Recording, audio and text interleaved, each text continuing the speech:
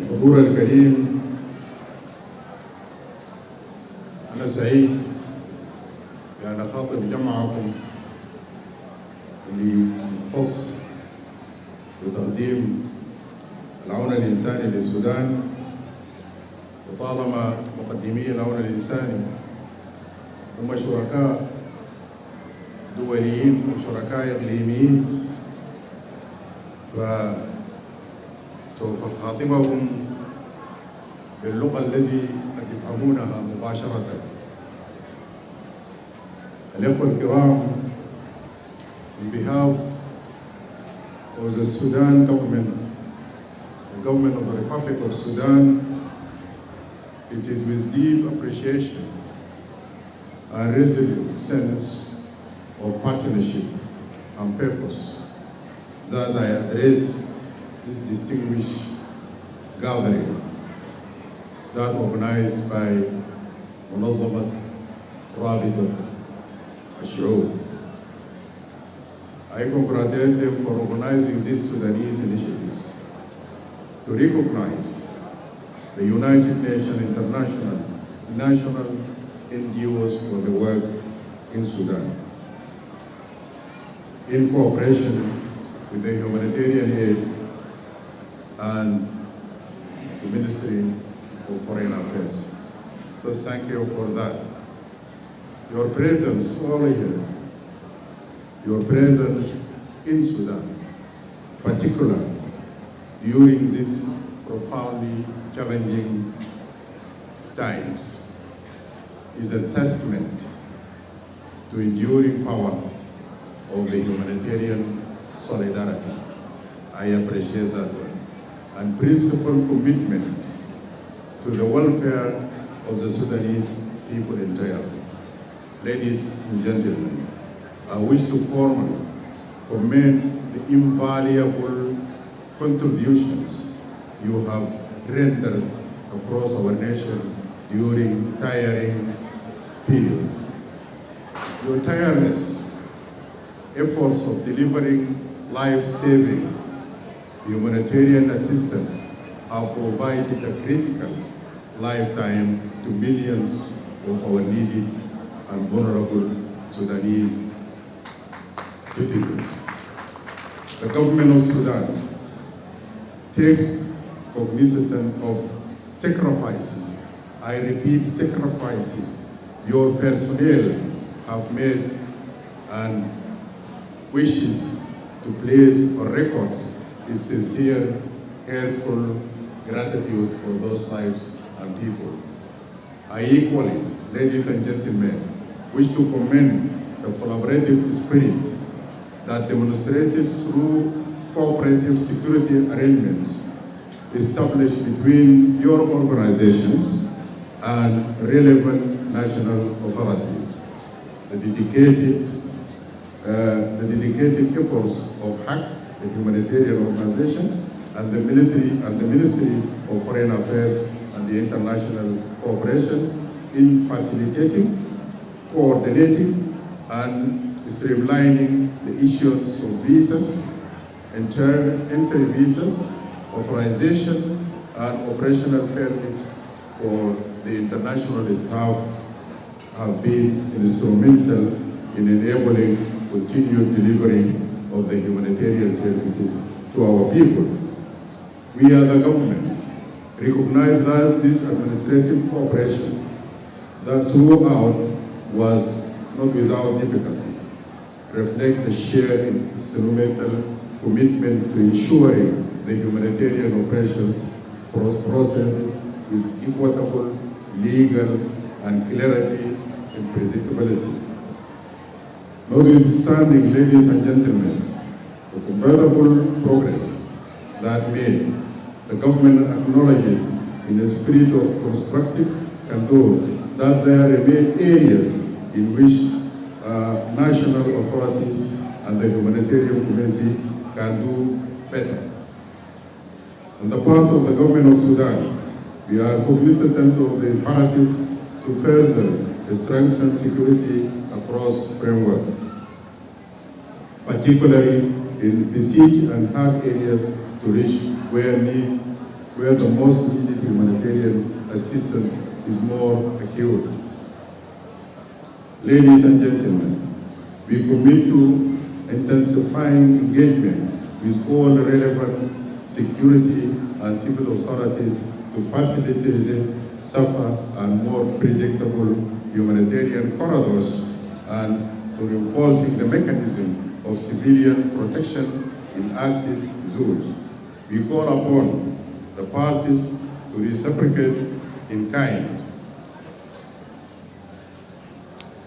Ladies and gentlemen, to reciprocate in kind is strengthening coordination, enhancing transparency in operations, and ensuring that the humanitarian imperative is never subordinated to any consideration. I also, ladies and gentlemen, take this occasion to reaffirm in the most unequivocal terms the inviolability of Sudan's sovereignty and territorial integrity. I call upon all operating within our borders to respect unconditionally, to uphold without reservation the sovereignty of the Sudanese states as enshrined in international law, the United Nations Charter, and the foundational instrument of the African Union. The government of Sudan will international obligations, will charges of international obligations, and expect all stakeholders to engage with respect for the legal and constitutional order of the Republic of Sudan. My message to the international NGOs, I'm not seeing much of them around here, the UN organizations, the international NGOs. In this regard, the government of the Republic of Sudan formally calls upon organizations, international organizations and others to desist, underline desist from all any acts, omissions, conduct, statements that can be interpreted or misinterpreted, understood or misunderstood, construed or misconstrued as threatening, undermining, infringing upon a pursued liberation of the sovereignty, territorial integrity, or political independence of the Republic of Sudan. I repeat this again, please. This must be adhered, this must be considered. The government of Sudan reserves all rights under domestic and international law to take the limited measures as may be necessary, appropriate in response to any conduct found to be in contravention of the foregoing aspects. The Minister of the Foreign Affairs is here, and the message is very clear. This is a Sudanese government message. And it has to be clear. We need, yes, we need assistance, but we need assistance that respect the aspirations of the Sudanese, that respect us as Sudanese. Ladies and gentlemen, the government of Sudan remains formally committed to a productive, respectable, and principled partnership with the international NGOs and all the NGO community. In this it is prudent to mention the magnitude cost of the ongoing war, with massive external interference that aggravated the humanitarian situation in Sudan. Sure, the solution lies in stopping the war and ending the war, but that one has we need in the process. We need a credible, valuable interlocutor to sit on the table. We don't need an incredible interlocutor or mediator. To this one, let me take a commission to the Berlin conference, the ongoing Berlin conference, that will be on the 15th of the coming months. It is a non-starter. It is a non-starter. It is against the Sudanese will and Sudanese aspirations. Sudanese authority has to be taken. You cannot solve the problem of Sudan when Sudan is not in the same room with you to discuss his own Sudan, his own problem. We know our problem and we are to solve our problem. This war is a Sudanese and it has to be addressed within the Sudanese framework, not by anyone imposing it to us.